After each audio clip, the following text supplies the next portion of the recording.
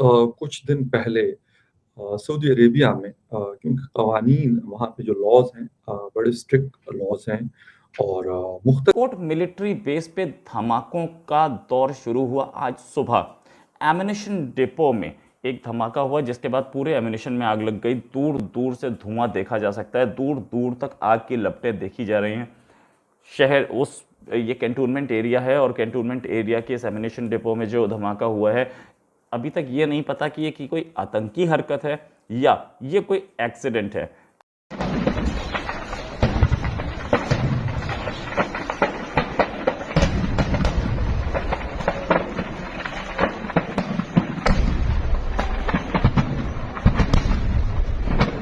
खैर एक्सीडेंट है तो पाकिस्तान की आर्मी बताए कि एक्सीडेंट कैसे हुआ। जैसे उन्होंने हमारे मिसफायर पर बहुत 50 क्वेश्चन डाल दिए, यूएन तक पहुंच गए। क्या वो एक इंडिया के साथ जॉइंट इंक्वायरी यहाँ पे करवाना चाहेंगे? वहाँ की सूरत हाल क्या है? वहाँ की सूरत हाल ये है कि जो आसपास के इलाके हैं, जिस समय ये धमाके शुरू हुए वहाँ से फौजी भागते हुए दिखे कैंटोनमेंट से बाहर, और कुछ के हताहत होने की खबर है, लेकिन अभी तक कोई खबर ऐसी कंफर्म नहीं हो कि कितने लोग इसमें मारे गए। कुछ फौजी बाहर भागते हुए देखे सुबह सुबह, कुछ लोग अपनी कार भी नहीं उठा पाए, पैदल ही भागे, और कैंटोनमेंट को खाली कराने का सिलसिला अब जब तक आप ये खबर सुनेंगे तब तक पूरा हो चुका होगा, चल रहा है इस समय भी। साथ में कैंटोनमेंट के आसपास के जो घर हैं उन्हें भी खाली कराया जा रहा है। गाड़ियां जा रही हैं वहां से घायलों को लेने या लोगों को लेने, ऐसी भी खबर है, क्योंकि पाकिस्तान से कोई खबर नहीं आ रही है। पाकिस्तान के न्यूज़ चैनल्स के हालत ये है कि उनकी हेडलाइन क्रिकेट हेडलाइन है, उनकी कोरोना उनकी हेडलाइन है, ओआईसी का सेशन उनकी हेडलाइन है, लेकिन उनको इस चीज़ की चिंता नहीं है। पता नहीं, अपने लोग मरते हैं तो इनको चिंता नहीं होती, अपने पास इतना बड़ा धमाका हो जाता है, इतना बड़ा हादसा हो जाता है, उन्हें चिंता नहीं होती। कोई हेडलाइन कुछ नहीं, एक सेंटेंस नहीं है इस पर। इंडिया में ये खबर छाई हुई है, इंडिया के न्यूज़ चैनल्स चला रहे हैं इसे, और दूसरे न्यूज़ चैनल चला रहे हैं, इंटरनेशनल वेबसाइट्स पे ये खबर आ रही है। इसका वीडियो भी ट्वीट किया डेली मिलाप के एडिटर ऋषि सूरी ने, और भी कई लोगों ने, तो पाकिस्तान के लोग ही इसे ट्वीट करने लगे। एमिनेशन स्टोरेज एरिया में ये जो हुआ है अभी तक ये नहीं पता। ऐसे वैसे एक ऐसी वार्निंग तो थी कि पाकिस्तानी कैंटोनमेंट्स पे टीटीपी हमला कर सकती है, लेकिन ये हमला है कि नहीं अभी तक हमें पता नहीं है। पाकिस्तानी आर्मी ने भी इस खबर को कंफर्म अभी तक नहीं किया है, पता नहीं किस चीज़ का वेट कर रहे हैं। 3-4 घंटे तो हो लिए, जिस समय मैं ये वीडियो बना रहा हूँ उस समय 3-4 घंटे हो चुके हैं, लेकिन ठीक है, पाकिस्तानी आर्मी की अपनी मर्जी है।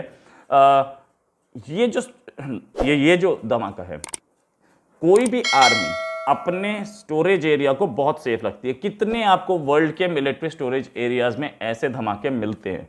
मिसफायर होता है कई बार।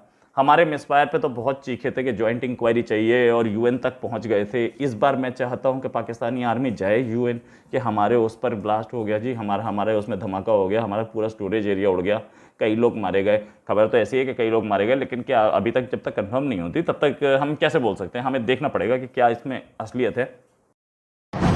तो और क्या इसकी इंडिया के साथ वो जॉइंट इंक्वायरी कराना चाहेंगे जो उन्होंने मांगी थी अपने प्रेस कॉन्फ्रेंस में। डीजीआईएसपीआर ने भी बोला कि जॉइंट इंक्वायरी चाहिए। कैसे वो हो गया, मिसफायर कैसे हो गया? तो ये कैसे हो गया यार? इसका भी कुछ हो जाता, इसमें भी जॉइंट इंक्वायरी करा लेते। हमारे साथ मत कराइए, अमेरिका के साथ करा लो, यूके के साथ करा लो, फ्रांस के साथ करा लो, चाइना के साथ मत करा लो। चाइना आप ही का है, चाइना आपसे अलग नहीं है, आप उसकी एक और स्टेट हो, ये सब मानते हैं। चाइना मत कराइए, आप किसी और का, श्रीलंका के साथ करा लो, जॉइंट इंक्वायरी तो करा लो। एक बार देख लेते हैं हम भी कितनी जॉइंट इंक्वायरी आप करवाते हो। मिसफायर, हमारे मिसफायर का तो बहुत मजाक उड़ाया कि कैसे प्लेन उड़ गया, कैसे मिसाइल उड़ गया, कैसे ये हो गया, कैसे वो हो गया। अगर हम ये पूछ लें कि ये कैसे हो गया, फिर आप क्या बताओगे? देखिए, इंसिडेंट्स होते हैं मिलिट्री की लाइन में, मिलिट्री की जो ऑपरेशन है उसमें। एमिनेशन डिपो में कितनों में आग लगती है? इंडिया की आखिरी कब लगी थी? अमेरिका की आखिरी कब लगी थी? यूके की, जर्मनी की, फ्रांस की आखिरी कब लगी थी? ये भी बात सोचने वाली है, और ये क्वेश्चन पूछने वाला है। आपने तो सबसे पहले 7 क्वेश्चन दे दिए थे, अब क्या इंडिया भी 7 क्वेश्चन आपको दे दे? इस पे बोल दीजिए, मैं भी देखना चाहता हूं कितने 7 क्वेश्चन आप मांगते हैं। तो इंडिया बेसिकली किसी और के इंटरनल अफेयर्स में दिमाग लगाता नहीं है, किसी और के इंटरनल अफेयर्स में बोलता नहीं है, लेकिन सच तो ये है अरेबिया के हवाले से। सऊदी अरेबिया पिछले अगर 3-4 सालों की हम बात कर लें, उस दिन भी मैंने आपको बताया था अटलांटिक के साथ एक इंटरव्यू हुआ था मोहम्मद बिन सलमान का और उसमें उन्होंने कहा था कि अगर 2016 में मैं ये बातें आपसे कर रहा था तो शायद आप यकीन ना करते। लेकिन अब जब 2022 में हम ये बातें कर रहे हैं तो वो चीज़ें हो चुकी हैं। एक तरफ वो एक मॉडर्न सोसाइटी की तरफ जा रहे हैं। बहुत सारी नई तब्दीलियाँ हमें देखने को मिल रही हैं। वो ख़वातीन के हवाले से, वुमेन राइट्स के हवाले से हो या बाकी चीज़ों के हवाले से हो। लेकिन दूसरी तरफ इस तरह की चीज़ें होना, मैं ये नहीं कहता कि लॉज़ नहीं होने चाहिए या उसकी इम्प्लीमेंटेशन नहीं होनी चाहिए, दोनों बहुत ज़्यादा ज़रूरी है। और जब ये रूल ऑफ लॉ होता है सोसाइटी में, तो वो सोसाइटी ग्रो भी करती है और उसमें जो क्राइम का रेशो है, वो काफ़ी हद तक कंट्रोल में रहता है, तो ज़रूरी है ये दोनों ये चीज़ें। बट इस तरीके से क्योंकि वहाँ पे अनफॉर्च्यूनेटली ऐसा होता है मोस्ट ऑफ द टाइम कि जो बेचारे बेगुनाह लोग होते हैं, वो मारे जाते हैं और क्योंकि लॉज़ मैं फिर वही बात कर रहा हूँ कि लॉज़ हमारे भी पाकिस्तान के या फिर हमारे एशियन कंट्रीज़ के भी अच्छे नहीं हैं। लोग सालों-साल बेचारे जो हैं बच्चे उनके जवान हो जाते हैं और जो केस लड़ रहे होते हैं वो बेचारे बूढ़े हो जाते हैं। सम टाइम उनकी डेथ्स हो जाती हैं, लेकिन उनकी वो कहानी एंड नहीं होती। इस वक़्त जो सऊदी अरेबिया में एक दिन में 81 यानी 81 लोगों को के सर कलम किए गए।